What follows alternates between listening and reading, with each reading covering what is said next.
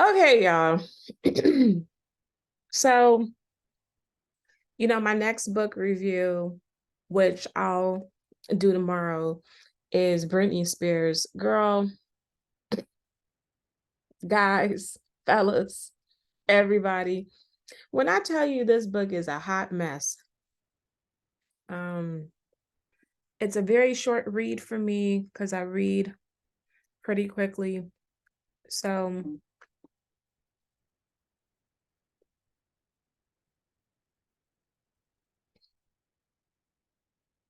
um, since I read very quickly, it's going pretty quickly for me. It's only like I'm only doing the Audible. And I will say, well, let me not get deep into it because I want to save it for the book review. But let me just tell you that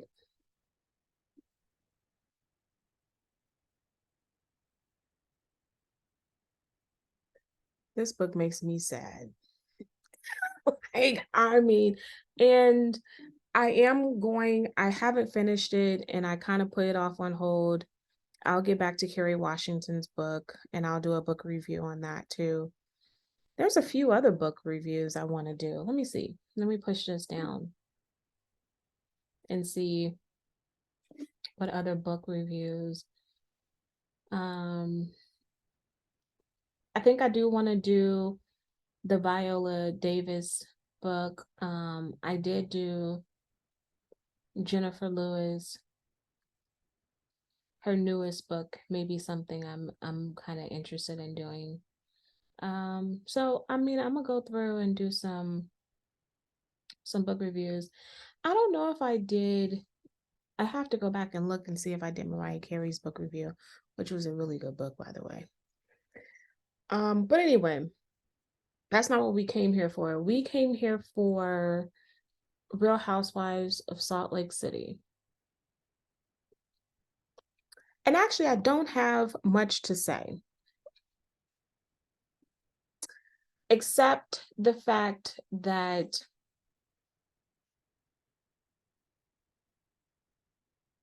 I don't like Angie, y'all.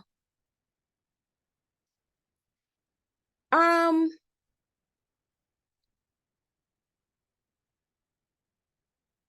Angie is making it seem as if Meredith is a person who is sitting around making up rumors about her husband when Monica clearly has said, and Heather has said, that these rumors have been around for years. Angie has said these rumors have been around for years. So why is it that Meredith is the problem? You don't like Meredith. Meredith don't like you.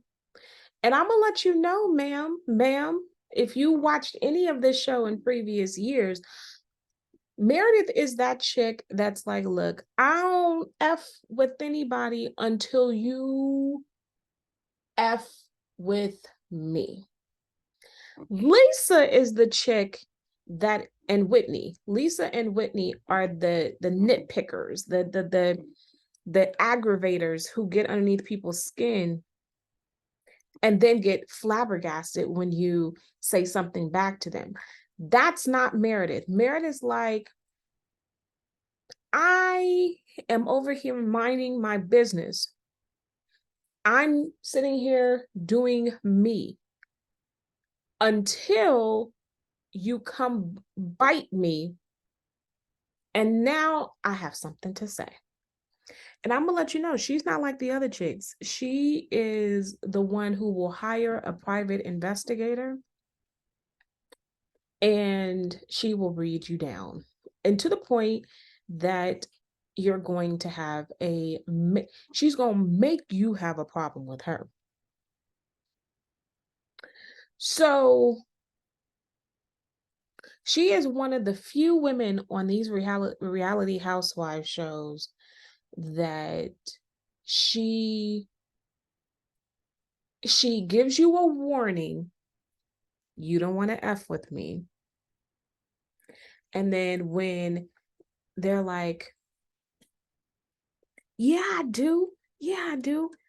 she is going to cut you to your white meat. And she's going to do it with actual factual documents. She's not going to be the rumor mill. I heard rumors. Now, Lisa last season, she was like, you spread a rumor that I was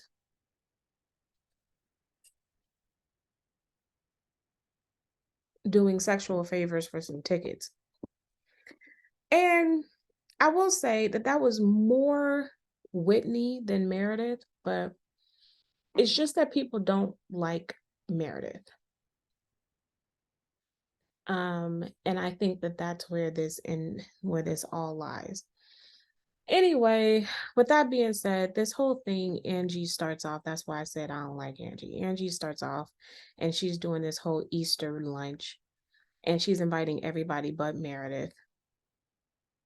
Meredith's like, I don't care. I'm going to be at the GLAAD Awards and you guys have fun at that at your excursion.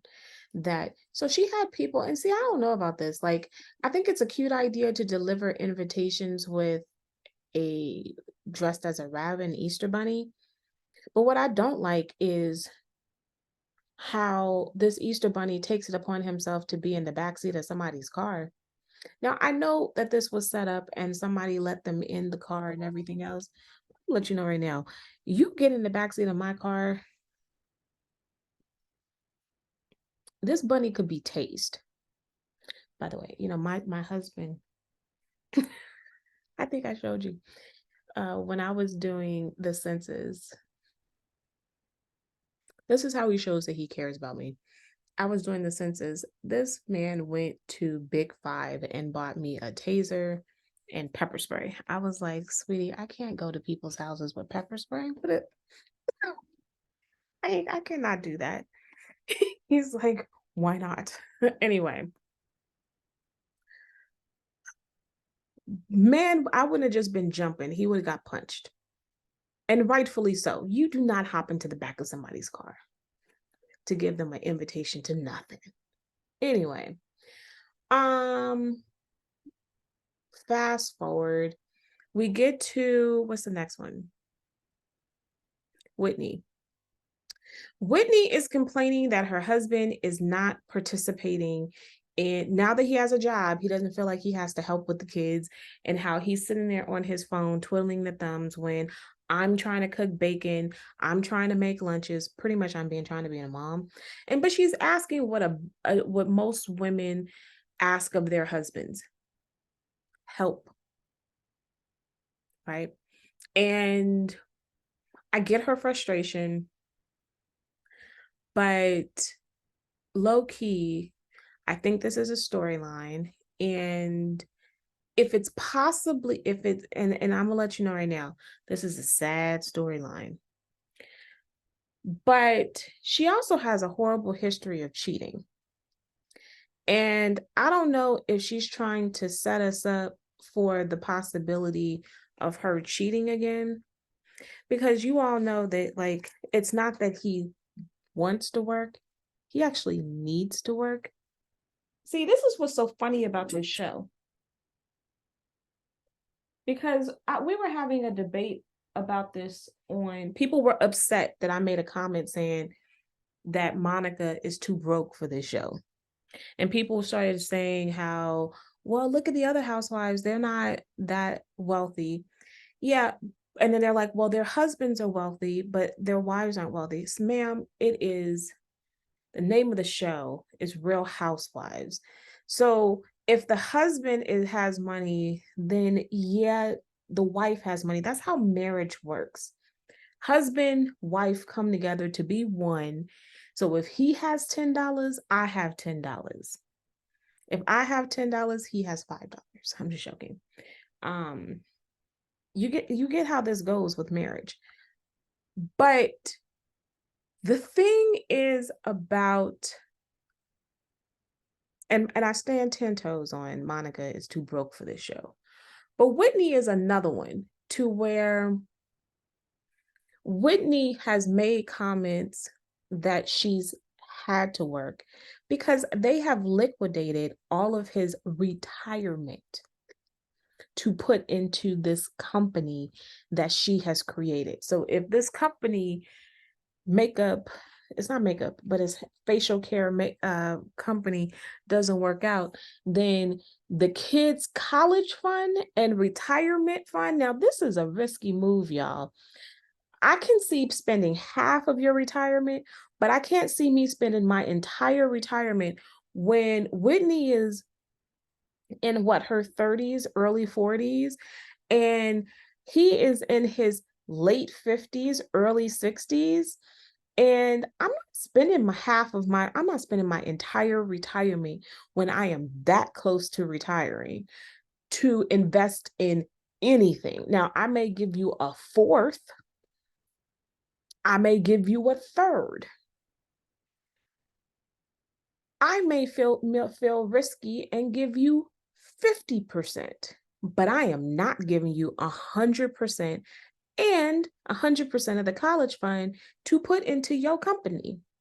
So this man was out of a job, he got fired because of the freaky stuff that he did on this show.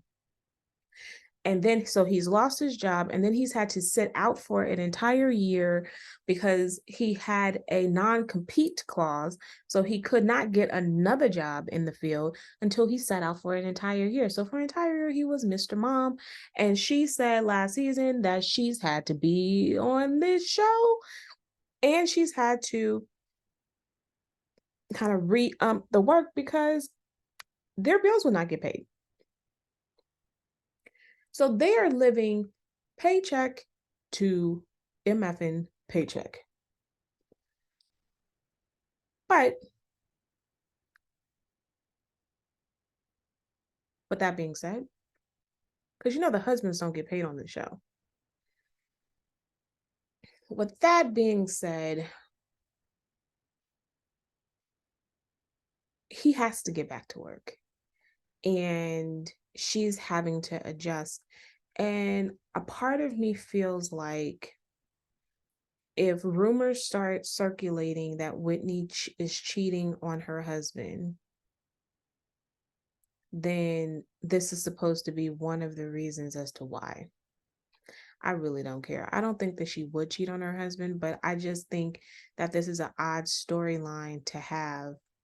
But this is also one of the reasons why you probably should not leave a marriage and build another relationship based on sex. Because she has in other seasons complained about the lack of sex and how he's not very exciting in sex. Okay. Lisa and Angie are at making candles. I really didn't care about this scene. Lisa is annoying and Angie is annoying, and Angie's sitting. The thing that kills me about Angie is that she has this stoned face look as if she's so stunned at the rumors. You are not stunned. You are playing with us. And Lisa is like, why is you putting all this on Meredith? Why are you not putting some of this on Monica? Monica's the one who came to everybody and told everyone the rumor, not Meredith. Meredith just said, I know stuff about you. Monica's the one who's been saying everything. This is your friend. You need to talk to your friend because your friend is the one who's running her mouth about the rumors. Why do you have that same energy towards Meredith? You don't invite Meredith, but you're going to invite Monica. Now, for this part, I do agree with Lisa because it seems much more of a vendetta against Meredith when you should have, if you're going to say that this is all about the rumors, you should have the same amount of energy with Monica. And I'm going to say this. Nobody is mad at the message as much as they're mad at the messenger when you start playing telephone about rumors. Okay. Um, Next scene. Uh this made no sense to me, y'all. So Mary and her son, Junior, sits down and she asks him, so I've been hearing rumors about you being married. And he's like, something like that. Y'all, he's been married for a whole year and ain't said not near nothing. She's like, well, I noticed that she lives here, but he's in a whole wing of the house and I'm in a whole separate wing of the house. And I knew that she lived here, but I didn't know that they were actually married. She's like, I noticed that they both looked nice and they were going down, they were in a hurry, but I didn't know what was happening. Ma'am, they have been living as husband and wife in your house and you didn't know. So she's up here kind of crying because she's like, this is my only child. I had no idea that he was married. As a minister, as a pastor of a church, you are having your son with the living girlfriend. That number one seems strange. Number two, she's like, you think you're ready to be a husband? And he's like, yeah. And she's like, well, you have to be a man. You have to take care of your wife because I'm not taking care of her. Ma'am, you've been taking care of his wife for the last 365 days. I don't appreciate this big bad talk, this big bad approach when I mean, he could have gone 5 years and you still would have been thinking that she's just the girlfriend. You didn't even notice that the chick was in the house. He's not wearing a wedding band. Is the woman wearing a wedding band? Like, I have so many questions and none of it makes sense to me. So we get to Heather and she's talking to her daughter and she's going through this whole pilgrimage or whatever they're doing. And none of this makes sense. And I frankly don't understand why I care about this scene. Because she's upset still about the fact that that Lisa hasn't talked to her about it and how hostile Lisa's feeling about this and how she's trying to cope with this. And I'm just thinking,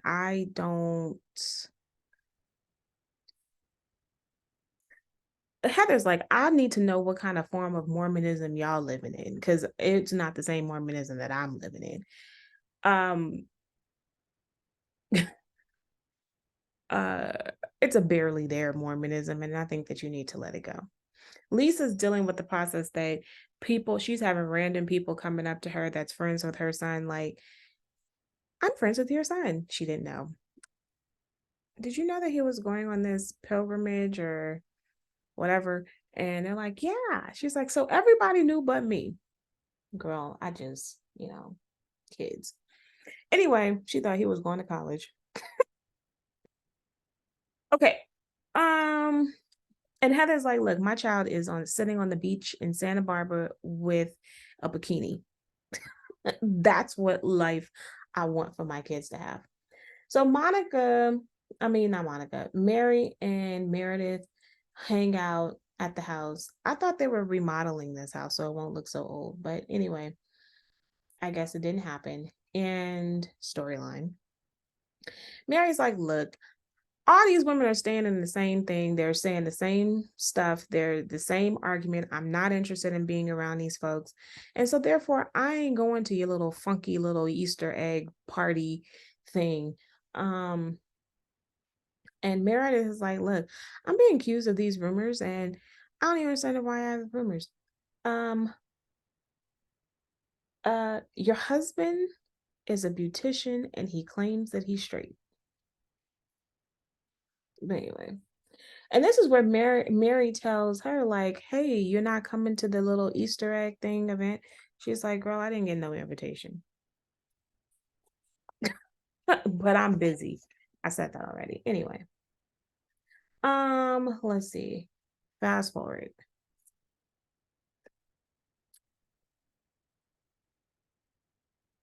So they have all these $1 bills that they're going to be shaking and dancing for, and people are going to give all these $1 bills at this Easter egg thing.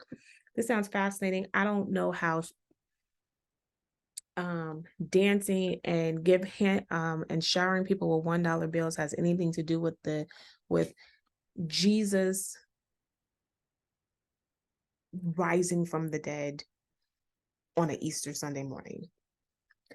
But anyway, the whole event is pretty. I'm not gonna lie. I do think that I don't like the fact that Mary called and said that she's not attending, and she made up a whole other story that she did not say to Meredith. She's trying to be nice, but you know what? I'd rather you just keep it real and be like, I ain't coming to your crappy little party. I don't want to be around y'all. So I do not think that having a party, a luncheon about God, Jesus rising from the dead is the most appropriate time to have a conversation about nasty rumors about your husband, confronting women about the rumors about your husband. I think it's an inappropriate time. You do this over drinks, you do this for lunch, you do this for tea, but to do this, to pull somebody aside at your event, I think is tacky, and it's at the house, and you got your grandma, you got your mom and dad, you have all of these people, you have the priest. It's just it's bad timing, Angie, and I didn't like it. So she was like, well, she's trying to keep this monotone voice so then you can make Monica look like she's losing her mind because she gets loud. I think it's just tacky. It's not the time, it's not the place. I am not going to have a confrontation with anybody when my priest is in ear distance and he just finished reading the scripture about Jesus rising from the dead. So we're at the event. I mean, so Angie's trying to explain to her about the rumors, and Monica's like, look, I came and spoke to you face to face. So then Angie does the same thing that Meredith would say. Well, I have rumors about you. And Monica's like, have rumors. Let me tell you about these rumors. What are the rumors? That I had that I cheated? Check. I did cheat. She goes that I had people repossess my stuff. Check. That happened. That I said the cheating rumors, that I slept with somebody, that I got divorced. Check. She's like, everything you heard, I'm cool with it. You know why? Because I'm not dishonest and I'm an open book. Look, I think what Monica was saying was legit, and she was getting loud. And I did think that that was probably not the most appropriate time to probably, like I said, to get loud. I didn't think it was a good time at all. But here we are. And so then Monica's mother decides to come over to be like, can we go to the bathroom? Can we go to the bathroom? What she's trying to do is police her. And so Monica's getting annoyed and frustrated that she's like, I didn't start the conversation. I'm engaging in this conversation. I didn't come to her. She didn't come to me. She came to me. And so then she's really upset and then Monica's mother has the nerve to apologize about Monica's behavior. I have to admit that that would annoy me too. And I think part of the problem is that Monica and her mother have a horrible mother-daughter relationship. And Monica's mother went online, y'all. She went online talking about this mother-daughter relationship issue that she was only supposed to be on the show cooking, and she was begged to be on the show, and how they're portraying her to be so bad and everything else. Look, you cursed out your daughter when she was just having a conversation with you. Like, You have yet to have a good scene with your daughter. Whose fault is that? And Monica's being honest, like, you didn't really raise me. You were a shifty person. You weren't necessarily dependable. And so I'm trying to kind of work through my childhood trauma. And when you don't have, like, when you have not been a good mother, it's very difficult for me to act like you need to parent me and parent me in public. And that's the trigger for her. I'm not saying, I still don't think that what Monica was doing was wrong. I also don't think, I think that because Angie started it, it would have been more mature if Monica was like, look, I don't want to do this here. This is totally inappropriate. We could do this on another day at another time. That is true. But Monica is still young minded. And she's like, you came at me with this energy, I'm coming right back with you with this energy. Because Angie is trying to be this Angie is putting up a facade. And I think everybody can see that this is a facade. Your relationship ain't that good.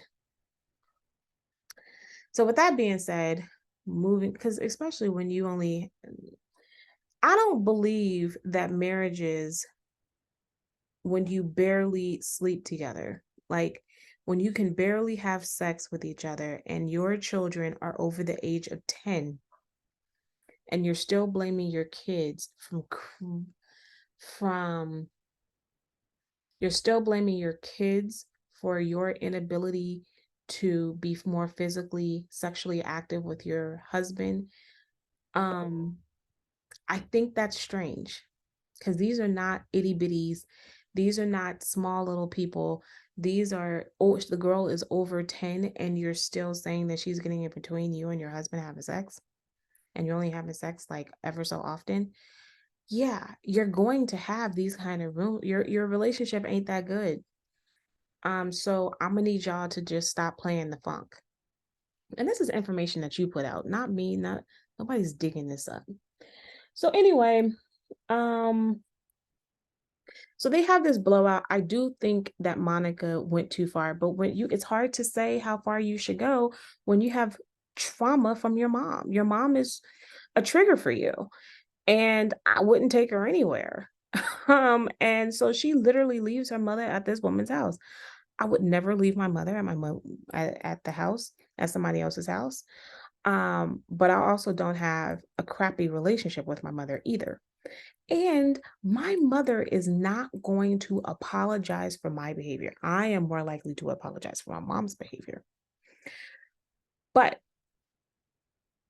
and then finally, everyone is like, oh my gosh, I wouldn't talk to my mother this way. Okay, you all have different relationships with your parents. And I don't like the judgmental capacity here. Finally, the last thing, Heather confronts Lisa at this event. Again, not an appropriate time to talk about the fact that I think that you and I should have had a more closer conversation about Jack going on the mission. There we go. And to be fair, I understand where Heather's going, because she's like, we can connect. But on the other hand, this is not Lisa's decision. This is Jack's decision. And she didn't want him to really go, but she's going to support him. Why should she talk to you about this? So I kind of understand both sides, but I think Heather is blowing this way out of proportion. And Heather, look, you just gonna have to roll with the punches. He decided to go on the mission. As a mom, you're gonna support it, even though I may not agree with it. And you just let it go. He has to live his own life. He's in a young adult, and what is she gonna do? Hold him in the house? Lock him up? So I get that Heather is disappointed, but see, I think Lisa went it way too far by talking about how your bad religious experience is different from my good religious experience. And I'm trying to be a good Mormon on this side. Like, that was unnecessary. Now you took it a bridge too far. This is the problem with Lisa. But anyway, I'm done. I gave you more than what I thought.